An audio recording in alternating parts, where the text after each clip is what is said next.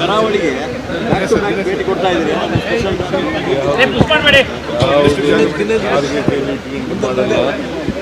ಆ ಕಡೆ ಹೋಗಿ ಫಂಕ್ಷನ್ ಒಪ್ಕೊಂಡಿದ್ದೀವಿ, ಬಂದಿದ್ದೀವಿ ಅಷ್ಟೇ.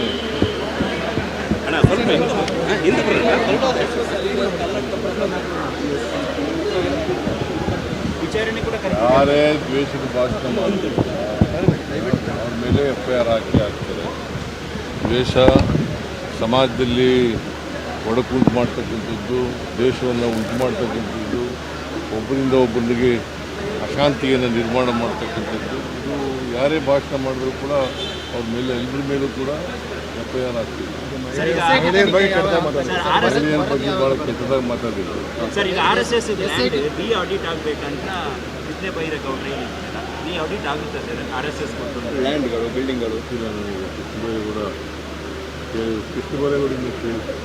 ಸರ್ ಈಗ SIT ತನಿಖೆ ಈ ತಿಂಗಳ ಅಂತ್ಯಕ್ಕೆ ವರದಿ ಕೊಡ್ತಾ ನಾವು ಇಂಟರ್ಫಿಯರ್ ಆಗಲ್ಲ ಸರ್. ಮತ್ತೆ ಅವರಿಗೆ SIT ಅವರು ಈಗ ಹೋಮ್ ಮಿನಿಸ್ಟ್ರಿ ಹೇಳಿದ್ದಾರೆ,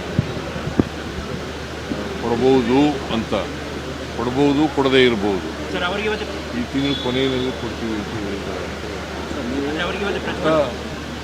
ಹೋಮ್ ಮಿನಿಸ್ಟ್ರಿ ಜೊತೆ ಹೇಳಿದ್ರು, ನನ್ನ ಜೊತೆ ಹೇಳಿದ್ರು. ನಾನು ಇಂಟರ್ಫಿಯರ್ ಆಗೋದೇ ಇಲ್ಲ.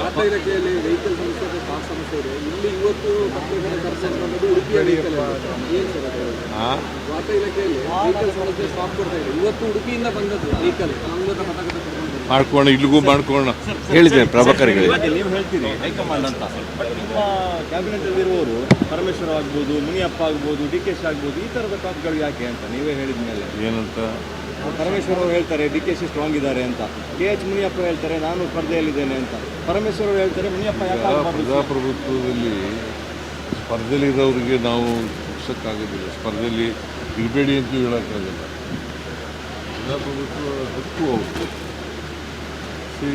ನಾನು ಚೀಫ್ ಮಿನಿಸ್ಟರ್ ಅಭ್ಯರ್ಥಿ ಕ್ಯಾಂಡಿಡೇಟು ಅಂತ ಹೇಳ್ಕೊಳ್ಳಿಕ್ಕೆ ಅಂತಿಮವಾಗಿ ಹೈಕಮಾಂಡ್ ತೀರ್ಮಾನ ಮಾಡಿ.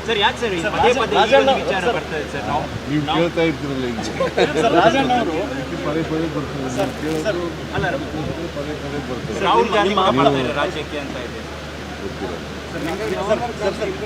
ನಿಮ್ಮ ಬಹಳ ಆಪ್ತ ರಾಜಣ್ಣ ಅವರು 5 ವರ್ಷ ನೀವೇ ಆಗ್ಬೇಕು ಅಂತ ಹೇಳ್ತಾರೆ. ಅದು ಅವರ ಸ್ವಂತ ಅಭಿಪ್ರಾಯ. ಸರ್, ನೀವೇ 5 ವರ್ಷ ತಾವೇ ಮುಖ್ಯಮಂತ್ರಿ ಸರ್. 5